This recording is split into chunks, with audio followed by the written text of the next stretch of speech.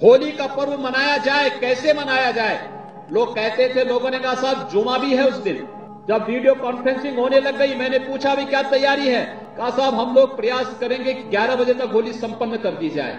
हमने कहा साल में एक बार होली पड़ेगी और 11 बजे संपन्न हो जाएगी। साल में 52 बार जुमा पड़ता है तो 2 घंटे का कार्यकाल उसी का आगे बढ़ जाएगा। कोई आवश्यकता नहीं, साल में एक दिन होली मनती है। नमस्ते, मैं जया बोराड़े, साउथ इंडियन। मैं वीटी में काम करती हूँ, काउंटिंग में। मेरा सवाल ये है, मुस्लिम कास्ट में नबियों को भेजते हैं कि हिंदू, मुस्लिम, सिख, ईसाई सब एक है, तो पंडित लोग को भी अल्लाह ताला ने भेजा है कि सब कास्ट एक ही है, तो वो एक भी बार हम लोगों को बोलते नहीं है कि सब एक ही है, वो सिर्फ अपना ही बोलते हैं। ऐसा क्यों? बहन ने सवाल किया है कि मुस्लिम मज़हब में कहते हैं कि हिंदू मुस्लिम सब एक है, लेकिन हमारे पंडित ऐसा नहीं कहते, क्यों? अगर कुरान पढ़ेंगे तो जैसा मैंने कहा कि मज़हब अल्लाह के नज़दीक एक ही है, इस्लाम और कोई नहीं। इस्लाम मतलब अमन हासिल करना, अपनी ख्वाहिशें अल्लाह के अहकामात के मुताबिक। लेकिन कुरान मजीद में लिखा है सूरह हुजुरात में, सूरा नंबर 49, चैप्टर 49, वर्स नंबर 13, या अय्युहन्नासु इन्ना खलकनाकुम मिन ज़करिन व उन्सा व जअलनाकुम शुअबन व क़बाइला लिताअरफू इन्न अक्रमकुम इंदल्लाहि अत्क़ाकुम इन्नल्लाह अलीमुन खबीर। कि ए इंसानों, हमने तुम्हें बनाया है एक पैर से, एक जोड़े से, आदमी और औरत के जोड़े से, और आपको तकसीम किया है कबाइल में ताकि आप एक दूसरे को पहचान सके, ना कि आप एक दूसरे से नफरत करें। और सबसे बेहतरीन इंसान वो है जो तकवा रखता है। तो सारे मजहब के लोग एक नहीं है, सारे इंसान एक है। एक इंसान दूसरे इंसान से ऊंचा दौलत के वजह से नहीं है, जिन्स के वजह से नहीं है, उम्र के वजह से नहीं है, पैसे के वजह से नहीं है, लेकिन है तकवा के वजह से। तकवा मतलब पायटी, राइचियसनेस।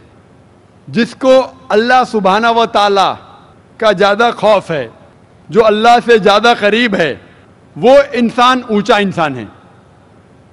नहीं तो सारे इंसान यकसा है।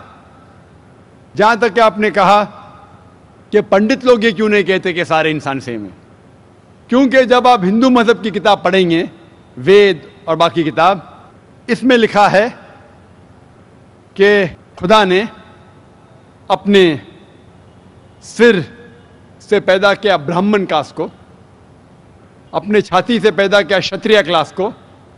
ब्राह्मण मतलब लर्नेड कास्ट, विद्वान क्लास। क्षत्रिय मतलब वॉरियर कास्ट, सोल्जर्स। और अपने थाई से, अपने जांग से या अपने पेट से पैदा किया वैश्य, बिजनेस क्लास। और अपने फीट से, पैर से पैदा किया शूद्रा।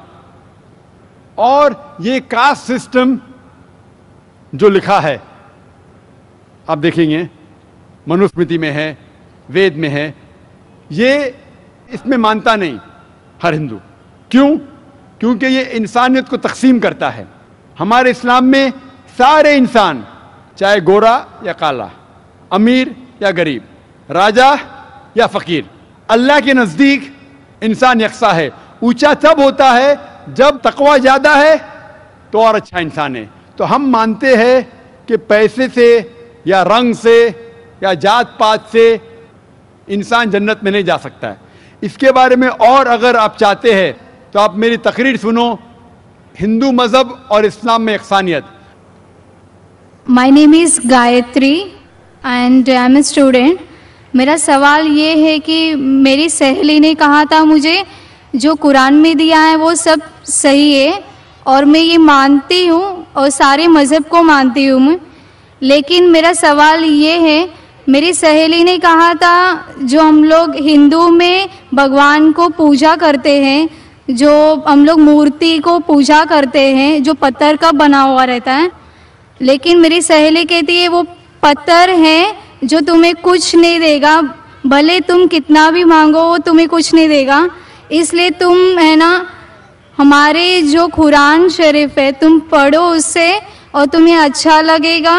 और मैंने कहा कि बचपन से हमारे पेरेंट्स ने जो सिखाया, जो उन्होंने सिखाया भगवान है, हर एक मज़हब में हर एक पेरेंट्स अपने बच्चों को सिखाते हैं कि जो भी मज़हब है उनके बारे में जानकारी देते हैं, भले हमारे गुरु भी देते हैं, लेकिन जो बच्चे हैं अपने पेरेंट्स को और अपने गुरु को ही फॉलो करते हैं। मैंने भी ऐसे ही किया, लेकिन मेरी सहेली कहती है कि वो गलत है, तुम अपनी पत्थर को कुछ भी मांगो वो कुछ नहीं देगा, हम अल्लाह को एक मांगेंगे तो वो हमें सब कुछ देते हैं। बहन का सवाल है कि वो हिंदू है, बुत परस्ती करती है, उसकी मुस्लिम सहेली ने कहा कि बुत परस्ती मत करो, गलत है, एक भगवान में मानो, एक खुदा में मानो।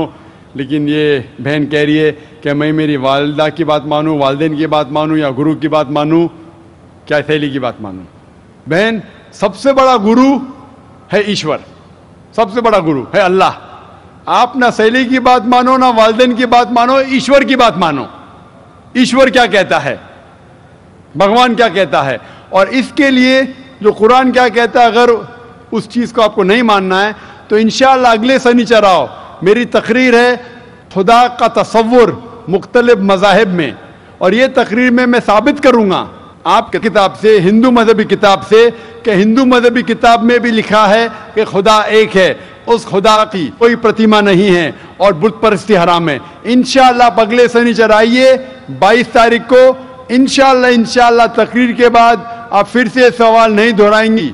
आपके किताब के हिसाब से आपको एक खुदा को मानना है, एक ईश्वर को मानना है और सिर्फ उसकी इबादत करना है, और बुत परस्ती हराम है। अगले शनिचर 22 सैटरडे इंशाअल्लाह पाना sister. Thank you. Mike number 2 में अगर कोई गैर मुस्लिम भाई हो तो सवाल कर सकते हैं। अस्सलाम वालेकुम डॉक्टर जाकिर नगरी, मेरा नाम अब्दुल्ला है। पिछले रमज़ान में अल्लाह ताला ने मेरे को हिदायत दी और मैंने कलमा पढ़ा। मेरा सवाल है ये है कि इस्लाम में जो कोई आत्महत्या करेगा तो उसको अल्लाह ताला क़यामत के दिन क्या सज़ा देगा? भाई साहब ने पूछा कि जो इंसान आत्महत्या करता है क़यामत में क्या सज़ा। आत्महत्या करना हराम है, और जिस तरीके से वो आत्महत्या करेगा, सही हदीस में आता है, उसी तरीके से उसको सज़ा मिलते जाएंगी क़यामत के अंदर। तो इसलिए आत्महत्या करना हराम है। ये ज़िंदगी अल्लाह सुब्हानहू व तआला हमें दी है और हमें जीना चाहिए अल्लाह और अल्लाह के रसूल के अहकामात के हिसाब से। अगर नहीं करेंगे तो आप आखिरत में सफलता नहीं पाएंगे। व आखिर दावाना अल्हम्दुलिल्लाहि रब्बिल आलमीन। जज़ाकल्लाह।